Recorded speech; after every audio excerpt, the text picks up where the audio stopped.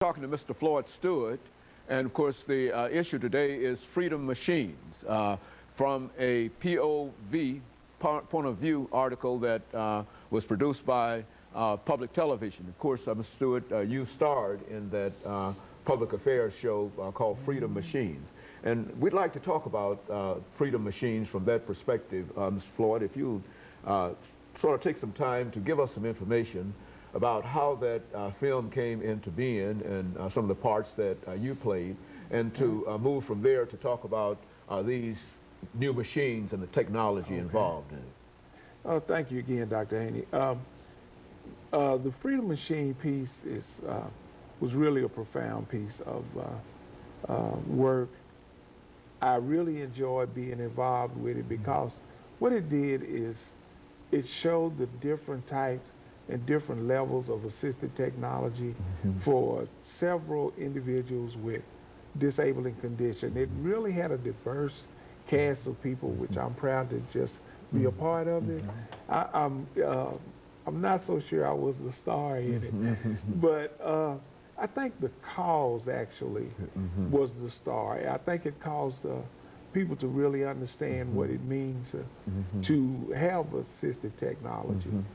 If you notice, I've got this phone with the earpiece, assistive technology. Just my glasses are assistive technology. This little wooden stick with the rubber tip on the end, I use it in my mouth to dial the phone. Assistive technology. As low-tech as it is, it works for me. It enables me to communicate. And that's what the whole Freedom Machine piece was about. What different types of assistive technology are available for individuals like myself with mobility, sensory impairments, to enable us to be more independent. The less that I have to rely on someone else for enhances my independence and helps me to be able to go through my activities of daily living without somebody being with me, doing things with me every minute. In other words, I think you also mentioned, at least it came out of the film, that it was more cost effective really for the state to invest in this kind of technology that might assist people rather than to not invest. Speak to that. Yeah, it really is. In my mind, it's a taxpayer issue. I've talked with consumers and taxpayers quite a bit about this. And as I stated before, I had been in a nursing home for approximately 5.5 years. For those 5.5 years, taxpayers were footing the bill. More than $45,000 per year to keep me in a nursing home, when with just a little bit of assistive technology, less than it costs to keep me in a nursing home, I was able to move out, get a job, become a taxpayer as opposed to a tax consumer, and be a productive, more productive member of society. The problem now, though, in Tennessee are problems with TennCare, problems with the availability of resources to purchase assistive technology, and it has put up a major barrier for individuals with disabilities in Tennessee. I've been told that Tennessee is actually the worst state in the country to be in if you need assistive technology or personal care.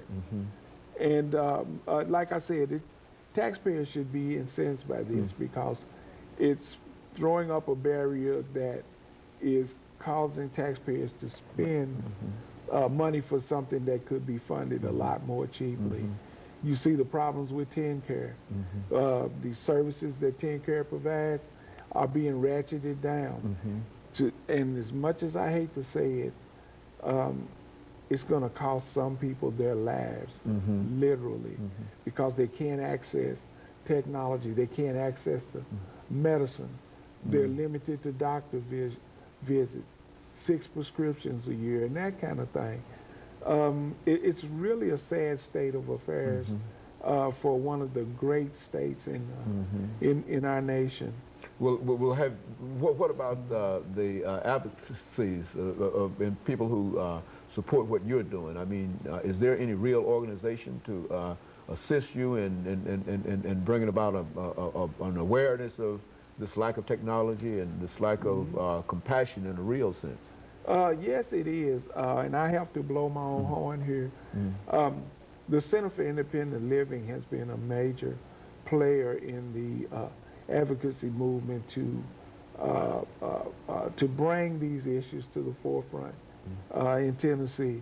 The Tennessee Disability Coalition has been a major statewide player in bringing these issues to the forefront. And of course, the Technology Access Center and Tennessee Technology Access Project, which is the organization that deals with assistive technology across the state. And right here in Metro Center, the Technology Access Center, like I said before, is the place where you go to be evaluated, to view all different types of assistive technology. They actually have access to 60 to 80 different vendors that probably have 100,000 different products that can help a person to be more independent. But yet still, is it that they are not aware of the plight of disabled persons, or what? I mean, how do you see that? Well, I think it's a two-sided problem. One, 70% of all individuals with disabilities live at or below the poverty level. 50% of that 70% do not work at all. And I think the big problem is funding for that type of assistive technology. The majority of people with disabilities are unaware of organizations like the Technology Access Center. And then once again, I go back to the state and TennCare.